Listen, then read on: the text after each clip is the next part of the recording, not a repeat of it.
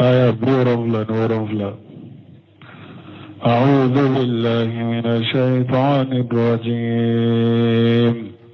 بسم الله الرحمن الرحيم. فاصبر إن وعد الله حق فإن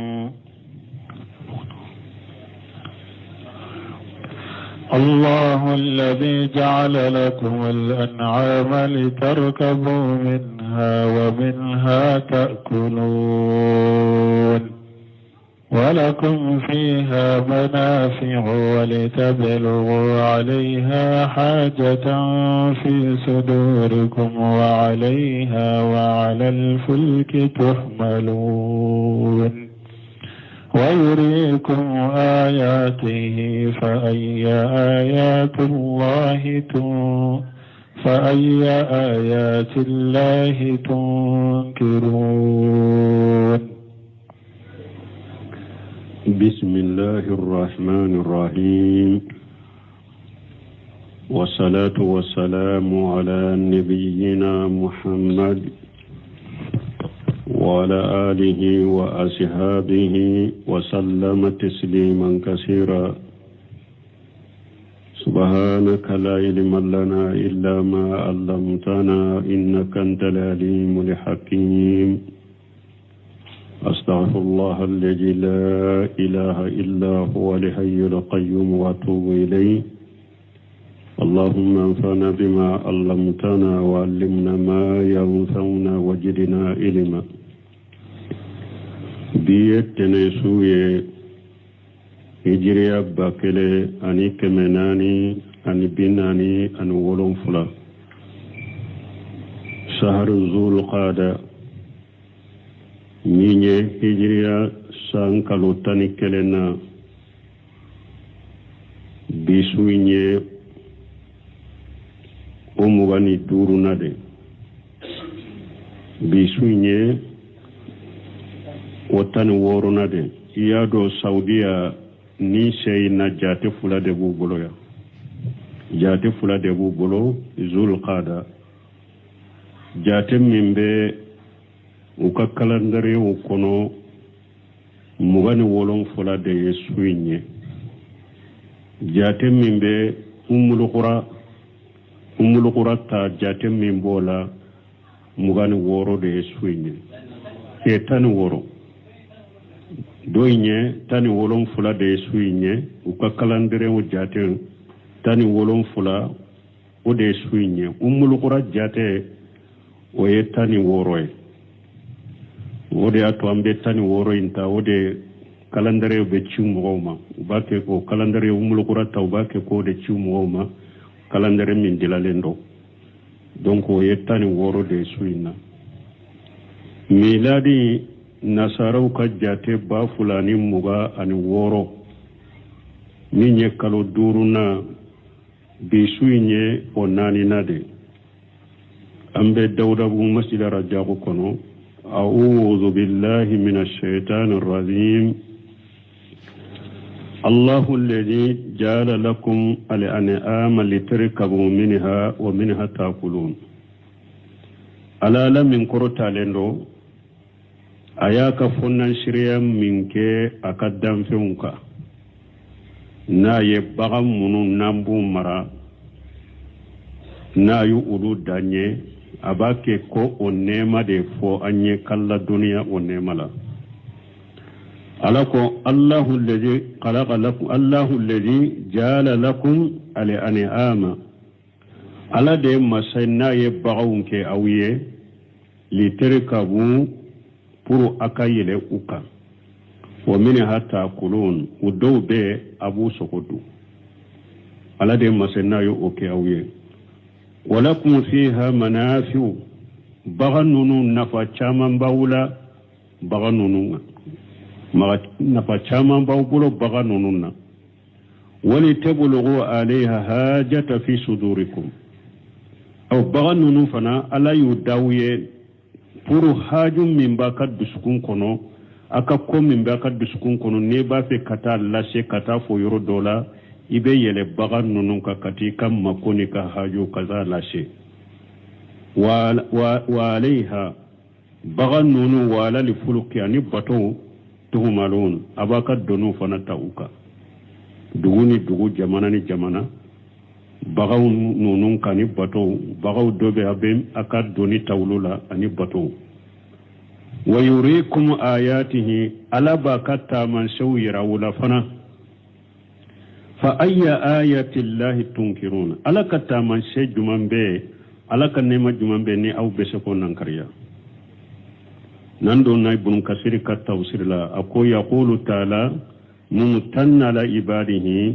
بما خلق له من الأنعام أقول بافولا من كرو تالندو نابي فنن سيرام ياكا كجونيه ni bagaw ndali la ko ala bake ko defo wa hiya al ibilu o bagaw nye jumay nyame wal bagaru ani mishi wal qanam ani ba ani sagaw qanamu be ba ni saga beta fa minha arakubuhum wa minha yakulun ni bagaw dobe abe komi bun kasir fule kamin fo fa minha rakubuhum wa mina yakuluna ya suratu yasin ka ya de tanni bagawun do be abe yeluka udo be abu sogodu fal ibil turukabu nyame fule abe yele nyame ka watu kalu abe nyame sogodu watu hulabu abe nyame birifana kanono bo ويهمل عليها الأشقال في الأسفار أو نيامي دوني باو بيتا دوني جيرماو بيتا نيامي كفنا أكتامولا ويرهال إلى البلاد النائية أن النابا في كتا دغم من كجا ولأغتار الساسئة أن فامنون كجا أبين لنيامي كاكا دوني جيرمان دان نيامي كتا دغولا دغم نانو كجا kata fauna ani famunun kaja nenye nyametai ale yele beke ale ka ale sogo bedu ale be biri anonu be mi ewa ibe yela ka ikatama wala ibe ka doni grima untaka ikatama wala kata dugu kata famunun kaja nenye nyametai wal bagharu misifana tukal ويشرب لبنها يوسف أنا بدو أسوغ بدو أنونو بمي وتحرس عليها الأرض أبدو كل سنيني مسوية فنا وينابي ساريوك مسولا نابدو كل سنيناي وبسنة فنا كي نيم مسي فنا تاي مسي فنا يلي بك مسي فنا أبدو أسوغ بدو أنونو بمي senebe kaka wal qanam ba ninye baawni sagawiye tukalu ulu fana sogo bedu wa yusrabu labanuha ufana nono bemmi wal jami'u min nunum be nyameo mishi ba sagawo tujajju aswafuha wa shi'aruha wa ubaruha aben nunu abuka shi'u abuka shi'u fana tige o ninye aswaf obe sagadela saga shi wode togo aswaf abe saga shi fana saga udobe ni shi tamambula ube shi so ta ube ubu ka shi tige ka bola ka shi fana dila ka ke tatuye ka ke tantauye adobe ke droku yere wa ash'aruha sharu be badela bawu do fana be ni shi bula ubu ka shi nunun kofe ka ke dilawye ka ke birfinuye ka ke tantauye wa awbaruha wabaru obe bol nyamedela nyame shi uba fode mo wabaru abe nyame mu fana shi nunun kofe ka tige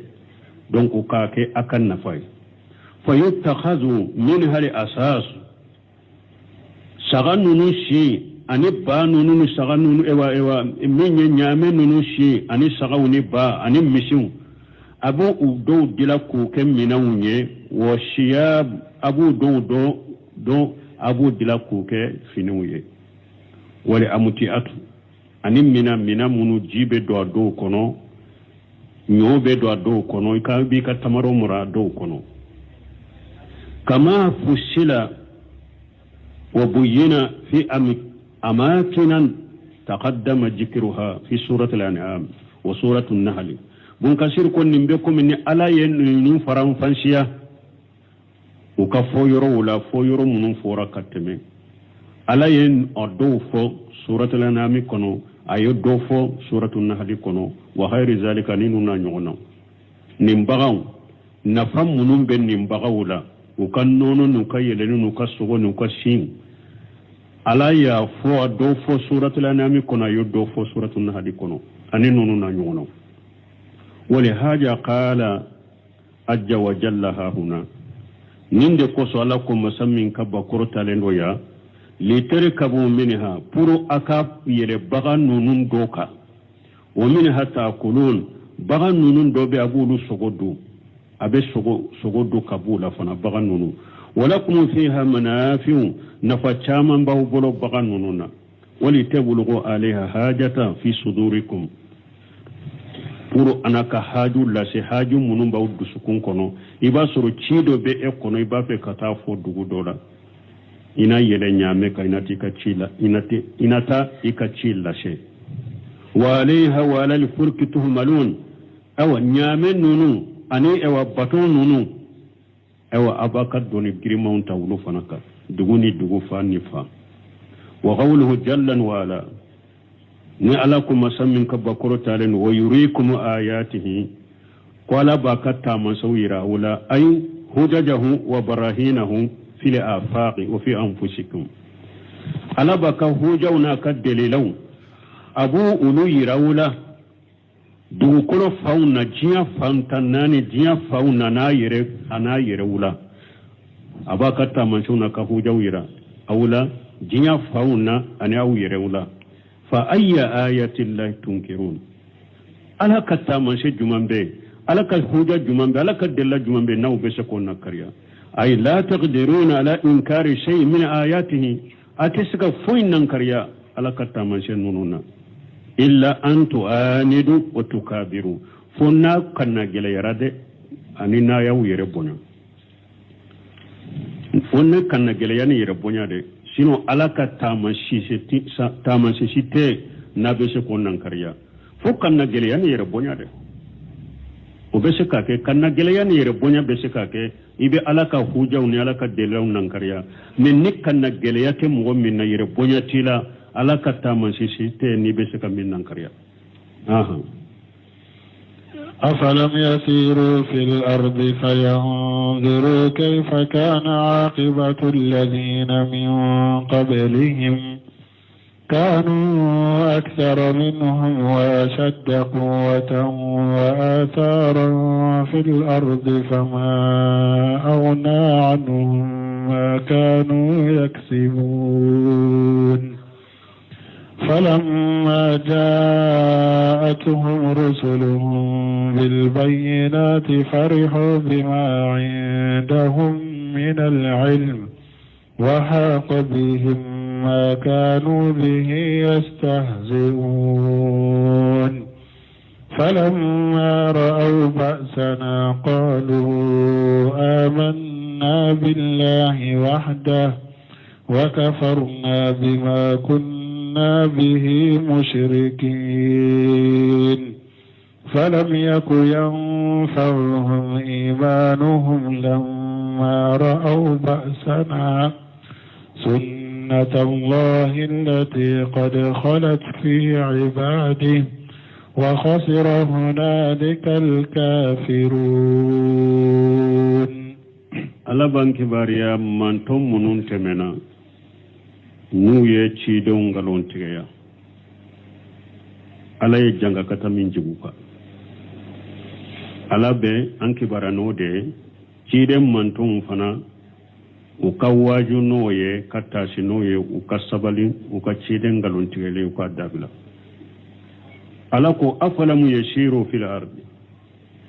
yala aw ma tama dugu kolo ka na fari kolo na dusu kunyewa parce que adama dembe sika tama dugu kolo ka nin ko fulay farikolo tama ye munye e yere bese ke ka yere nan kan fenta ube bese ka tama ube bese ka boli fenta ka yala ni jinya ka jinya laje mo munu ni ala yu halaki katu ka halaki rola ni nya ka tama ni farikolo ka tama ni dusukunye ibise ki sigilento yi nola manto munun temena ala yu ka kibariya min fo qur'ana kono ku halaki togo min fo qur'ana kono ki dusuku munola kamiru wala idusukun kono ala ko matama dugukolo kana farikolo na dusukunye ba fayanzuru kayfa kana aqibatu alladhina min qablihim yala nunu matama dugukolo kanu farikolo nu dusukunye wa ukallaje mugo munun temena ulunye nu ye chedo ngalon tigeya ulul laban kera chogomi yala kafiru munun bake ka chide ngalon tigeya umatama dugukolo kadewa nu farikolo ye ano dusukunye mantum munun temena uluka nu ye chide ngalon tigeya alaye ulu halaki chogomi ni janga kata jiginu ka chogomi ulumo yewa kanu aksara minhum wa saddaqu watan aw mantum munun temena nu ye chide ngalon tigeya ni ala yu halaki uluka jamatun ka chaka teme qur'ana jigina kafiru munun ka chiden kan manto kafiru jama'i manto munun temena nu ye chiden ngalon tigeya ni ala yu halaki uluka jamatun ka chiden kan manto ka kafiru ka jama'i wa saddaqu wata ufangatun ka greka teme chiden kan manto ka kafiru ka wa sara fil ardi uyun noto dugukolo la dugukolo jorila kateme chiden kan mantonka fanga min tumbula she min tumbuye uye dirali ke dugukolo ka ka sojo do dugukolo ka chiden manton o shetu ye ufanga te chiden kan manton kafirula nu be sokoke fama akhna anhum ma kanu yakshibuna metuma malaka la jabana numa utumbe bara ke dugukolo ka ukabaro mafoinya uma uhalakira uka jama maseka foinya uma uka fangai maseka foinya uma uye no to dugukolo minna ka dirali min ke dugukolo ka bara min ke dugukolo ama foinya uma ala yu halaki donc mo munun kerani ala halala nu ye chide ngalon tege ala yu halaki aw de beseka chide ngalon tege ya ko aw ala bawtoya ka soro chide kam mantun kafiru aw ba ke ka chide min ngalon tege ya fana lede kausa chide mbe ale kausa munu nye ulu galon tigele bawo jama kacha awye fanga bula katemauka unye dugukolo dila katemauka ulu halakira awdu la nyini ode awde kanka sira ala ya kachi den galon tigele aka dabila falamma ja'atuhum rusuluhum bil bayyinati umman tun temeno tumamu kachi de nanu mani delila bangale unye farihu bima indahum min al ilmi umuma kodo della bangale nonuna de unun nisonjara ni doni mimbu yere bolo uyu wasa do de la kan nisonja noye ku bacci da untama wa haqa bihim ma kanu bihi yastahzi'un ewa utumbe tilun ko kenilla jaba minyala ya jiguka falamma raw basana tumamu yenne alakalla jaba ye la jaban na to mawiye la jaba ye unyana قالوا آمنا بالله وحده يا uko awli manani ala kelimtuwe ويسر الله جبا يرانيانا سيسا لا جبا يرانيانا وقت مي مانتون تمنو تمامو يلا جبا يونيانا uko awli manani ala kelimtuwe وكفرنا بما كنا به مسركين أنتم يمنون فرا alaka anya be hisruwaliya an kafrana be ambanna bema alli manani ala kelimtuwe anya munu faralaka ambanna bema sisa falamu yaku yanfahum imanuhum alaku fulaku kallimuna min kenenye ni maniyatu nafa nilli manay makena abu nafa lamma araw basana tumamu yenne ka alaka la jabaye waqtimi ko ulli manira nilli maniya makelli manay min bu nafa amu nafa سنة الله التي قد خلت في عباده نinde alaka shirai min temena aka jonka oye ninde mana ni ala ya ka jo kankari daye ko karasa sagi ko nima sagi ko ni ala bi la jaba ni ma so ka sagi ko ni la jaban na na wakati mi yaye ni ko be sagi ko kallimaniya alati kallimaniya mina we ala kalla dale akalla dan min timena aka jonna wa ghasira hunalika alkafirun la jaban na wakati kafiru halakira limanay ma fenya we bun kasiru ko yughbiru ta'ala an al-umami al-mukazzibati bi rusul fi qadim ad-dari akwala yankibariya ala min korotalendo kabum mantum mununye cide ngalon tegeya gale wati min temena cide munun temena wama jahalla bihum min al-azab as-sadid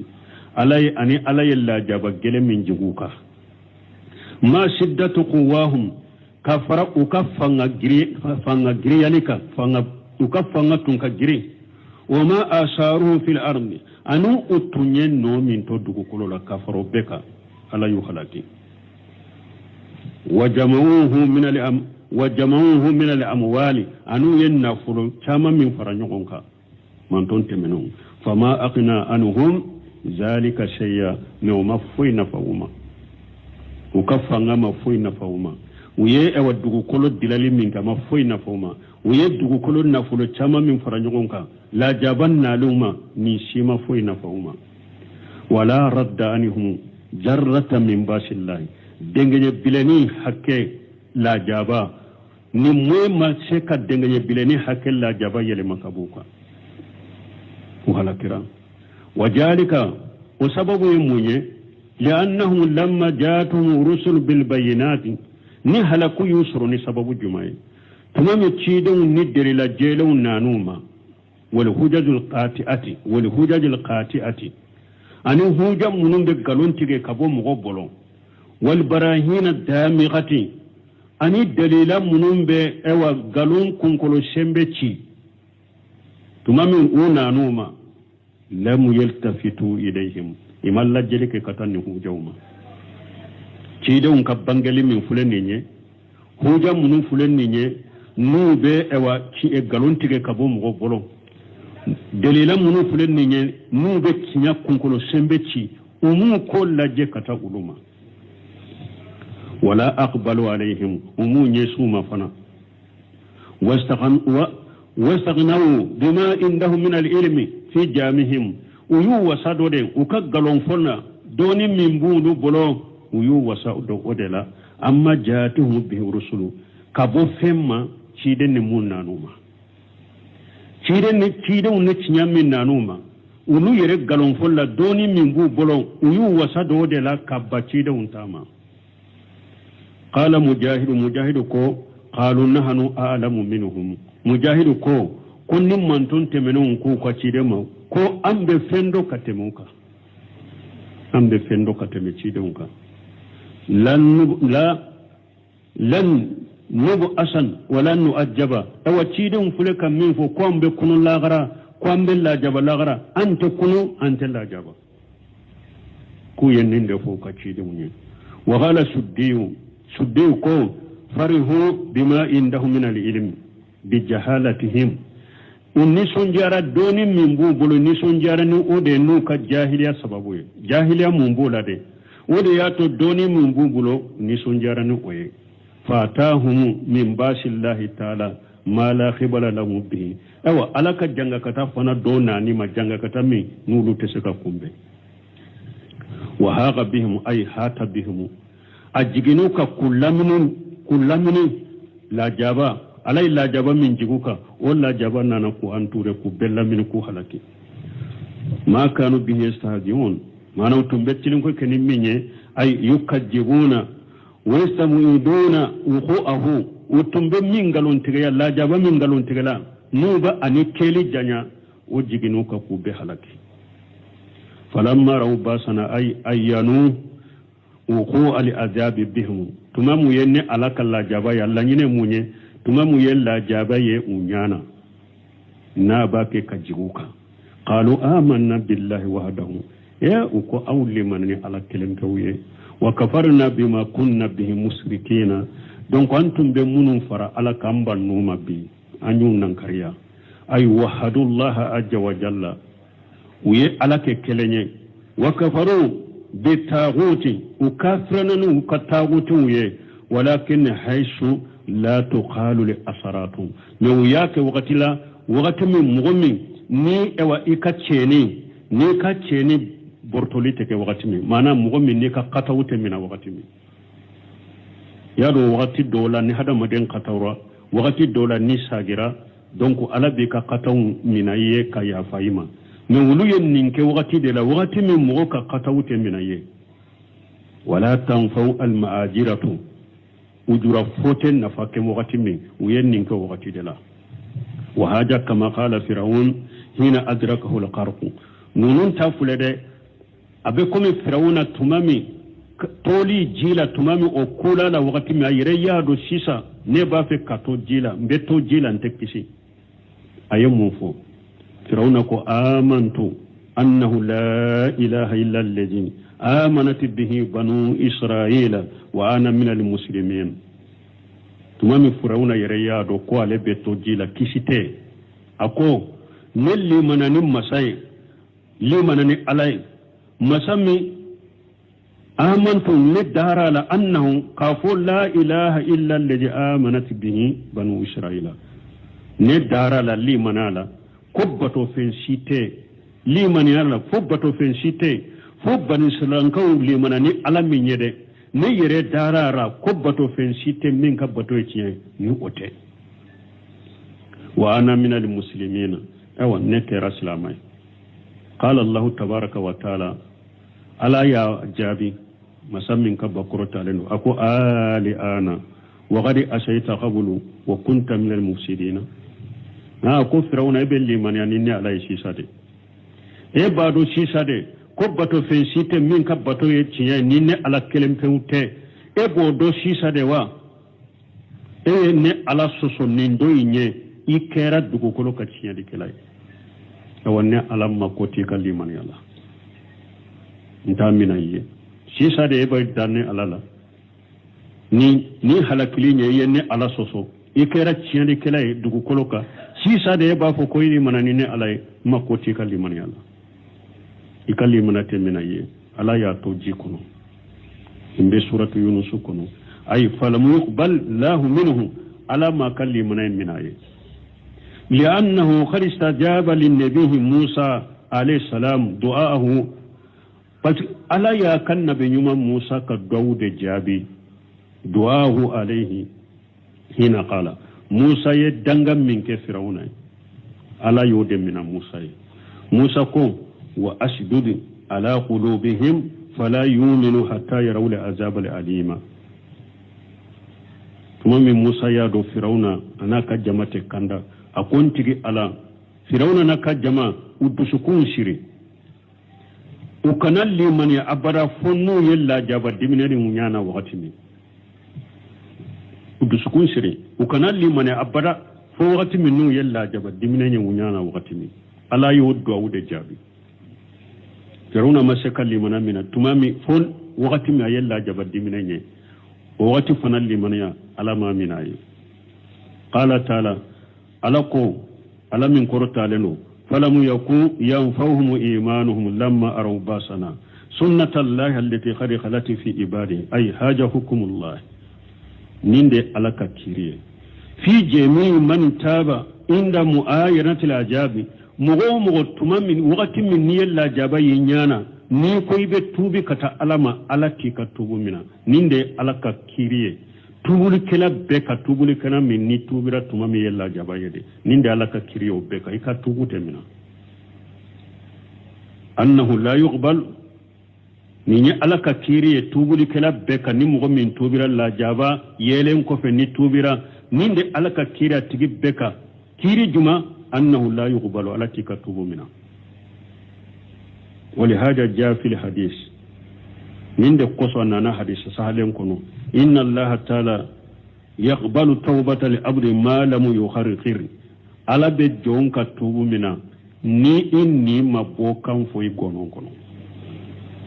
ni hadisa abe hadisa mi nanya fu kateme hadisa sahalendo ala be jonka tubu mina ni mabokan foi gonon kono ay fayja khari khara ni mogon ni na ayebo kan foyi gonon kono wa balagatu ruhu alhanajirata inni sera i gonoma wa ayana almalaka malakul maut sayam malaka yoye fala tawbata hina yaji waqti tubute mina waqti ni mo min tubere ka tubute mina wali haja ninde koso qala ta'ala wa khasira hunalika alkafiruna donc ako o yoro halakina waqti ako kafir perdira o yoro la kafir halakila o yoro la suratu fussilat بسم الله الرحمن الرحيم حميم تنزيل من الرحمن الرحيم كتاب فصلت آياته قرآنا عربيا لقوم يعلمون بشيرا ونذيرا فأعرض أكثرهم فهم لا يسمعون وقالوا قلوبنا في أكنة مما تدعونا إليه وفي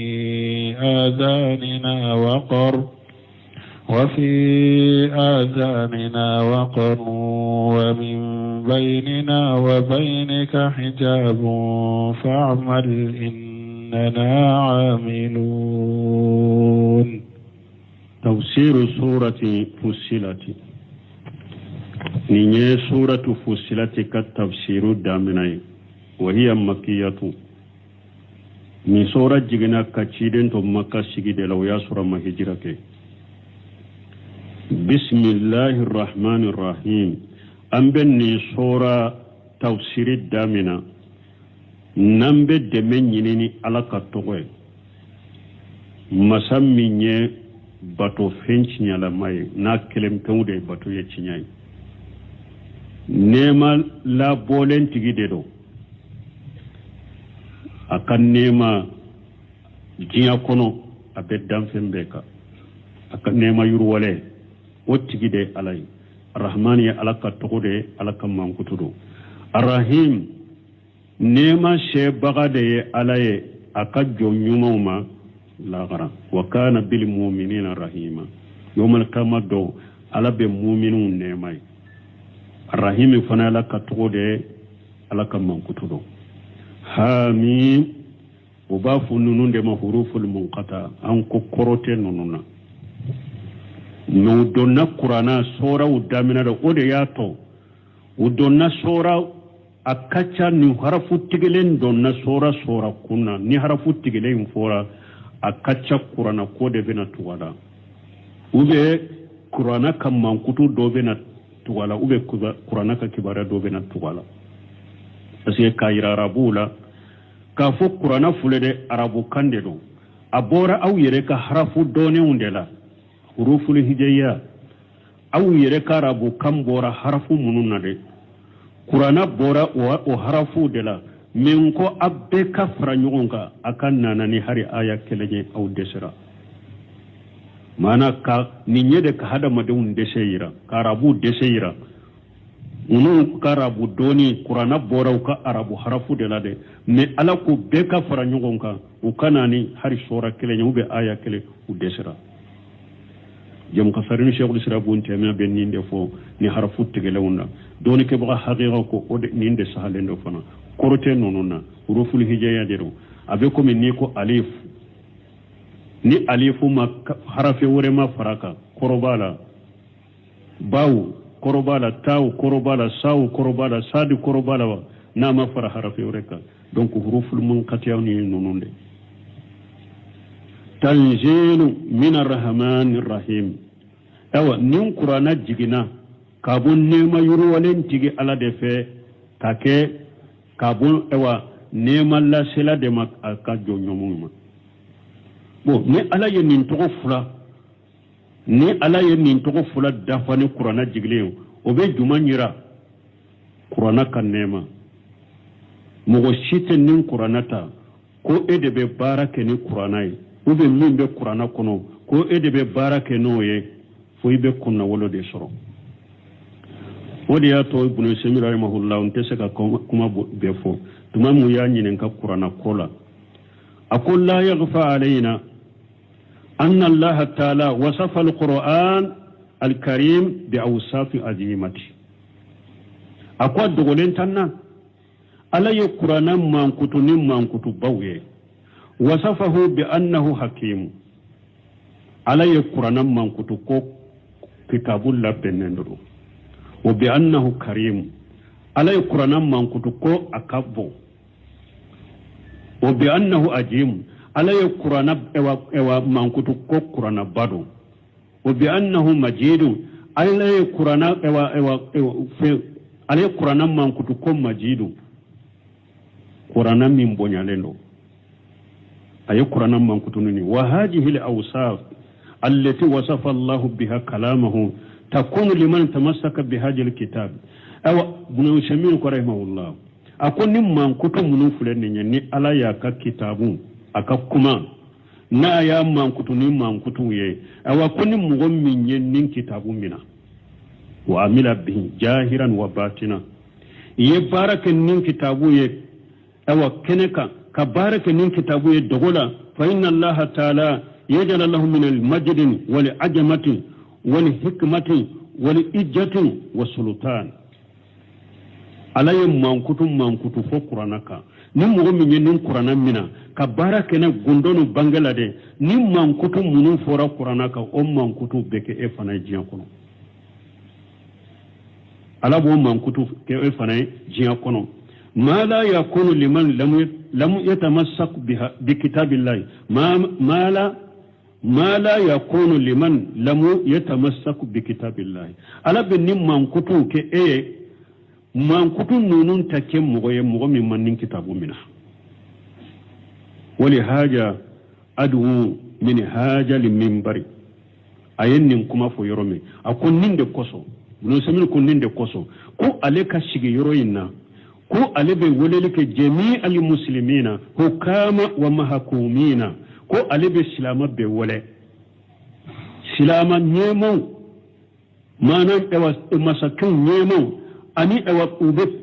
mugomunum mara ube kiru tiguka ulama wa ammatan ila tamaksuk bi kitabillah doni ke bagaw ani ewa hada madembe ko ale ba be wole an kan nin kitabu mina alaka kitabu fulani an kan mina ajja wa jalla jahiran wa batina an kan nin kitabu mina gundoni bange hatta takunu lahum al-ijjatu an kan nin kitabu mina puru bonya ka kanye sheba ya ka kanye wa sa'adatu puru kunadiya ka kanye wal majadu puru bonya ka kanye wa juhur fi masariq al-ardi wa magharibaha ani an ka sheba ya suru dugu kono kile boyoro ana binyoro wa shallallahu ta'ala an yu'inana ala tahqiqi jalika ako alebe ala deli ala ka andeme nambe se ko ke haqiqala donc qur'ana ala ya dafani nin to nyumam bay ni mankuto nyumam bay ni mugo ye nin qur'ana ni ya taye barake nayi abora masamme fe ko gelente qur'ana kono ka fu qur'ana ka sariya do de fuleni ni ube qur'ana ka kiri do de fuleni ni ko ka gele ote parce que abora min fe nema la bolen tigidelo nema she bagadero kata jonyuma bema fente bo fe membe ke ko geleye mogoka qur'ana ka sariya mangele qur'ana ka kiru mangele awa ben nema hada madonye qur'ana ka kiru na kanya marikaw ayanya marini fengo fenye ayambali ni fengo kabo fengo fena akwanka fengo ke aye kiri be qur'ana kono ni islamu tunye barake na ya benema kata islamu ma wadi ato ala ko kitabu fusilati ayatuhu ako qur'ana ye kitabu de ko ale ala aye qur'ana ka ayu faranfanshiya qur'anan arabiyya ako kalam fem min do qur'ana min do ajigna arabu kandela li qaumi ya'lamun mugawiye mugomunu me fendo awon balmu jiya kuno sisa hasidiya no juguya be dowla ni awa arabu juguya donno dusukun kono adon ni imi janto yirela ni hasidiya min be dow dusukun kono ni mi janto yirela har ette seki ka silamiya famu munun be arabu juguyala ni arabu haside kurana tantayede silama tantayede silama yayi arabu de tayede kurana ya arabu de tayede arabu kande de an ka kante wallahi aw farafiu ma fo bede ni hasida be chama min duskun kono nin kabila ko be chama min nama dabila abeke sababu ye ka do hari ni arjanna sorolice abeke sababu ka do ni kandace parce que mosi tese kan ni islamiya famu ka qur'ana famu ka hadisa famu ka islamiya famu ka baraka nay foi ka arabu kande kanu ka arabu kanu kan ni arabu kan kala ka do de ina se ka islamiya famu ina ka se ka islamiya famu haru no do wulila ewa farafin fulana beta u ba fu arabu farafin fulana bete o karana katima arabu urbe kai me anya fo chogo mi jinsil arabu ka kabila ni o ka kalite o de kan kateme kabila beka bo hari ni farafin min kera doni ke baga bay aye donka kankala aye arabu de kankala o be arabu ka fo samanta yiraka o ni e kera chogo ye mugo ka kankala e ya de gir kankala e ka salli fulate se ka saha ni ma arabu ka kanko mugo juman ka salli be sa ni ma fatiha kala fatiha be kan jumana aye sabali mugo do be se ka soro farafin do be se ka soro abe siralanye doni ba bolo arabu do be ate siralanya kawso yeke akawso ye me kabila gorobalika qur'ana ayo ko so hadisa salen ko so arabu de ka kabila kawsa ni kabila be o ka kande kawsa ni kambe ye donc foyi ki ka silamen yere famu ka se ka silamen yere kanu ka famu de foyi ka arabu de kanu ka arabu kan kanu donc ni ama o siporteria dabila ani o kabila ko ani o shia ko namo bawu dusukun kono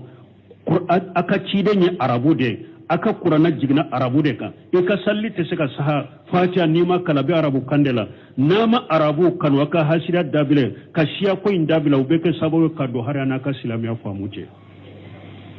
ubeke sababu ke kumantar janna ire malakan kisoma ala fule ko fo qur'anan arabiyyan liqaumin ya'lamun qur'ana arabu kande koy basiran wakati dola qur'ana be mu'minun nisonja ni arjewa ala kasarawe jani lagara wa nadhira wakati dola qur'ana be kafiru bagabaga ni jiyan kala jaba ku bagaba kabo jiyan kala jaba ni lagara kala jaba numa kafira dabila farada aksaruhum min mugo chaman bannanin qur'ana mugo chama u bannanin qur'ana ma فهم لا يسمعون أو أتتشي من فنادق أتتشي من من بونفا وقالوا وچاما من بدو كلو كنو بنا قرآن موكو قلوبنا في أكنة ko anka dusukun be foroko de kono anka dusukun be fendo de kono na datugulen banka dusukun na anka dusukun te sika qur'ana famu parce que anka dusukun datugulen de do qulubuna fi akinnati mimma tad'una ilayhi aw andu sukum abeddat kunande kono be fende kono min datugulen ba dala iban wole kata minna ante suka famu andu sukum be foroko ne kono datugulen do iban wole kata minna anta famu wa fi ajanina waqaru aw antilo til ankatulo gerelende do ibake kam min fantame ankatulo gerelende kabo e ka qur'ana imenima umin bainina wa bainika hijabu an yire ni ecce hijabu de banni nyogonce antiye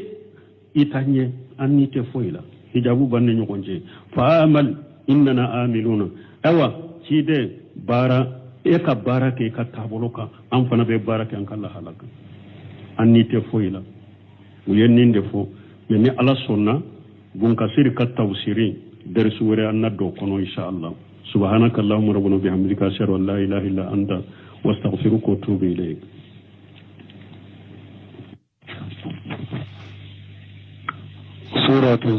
سورة الغافر آية برورا لنورا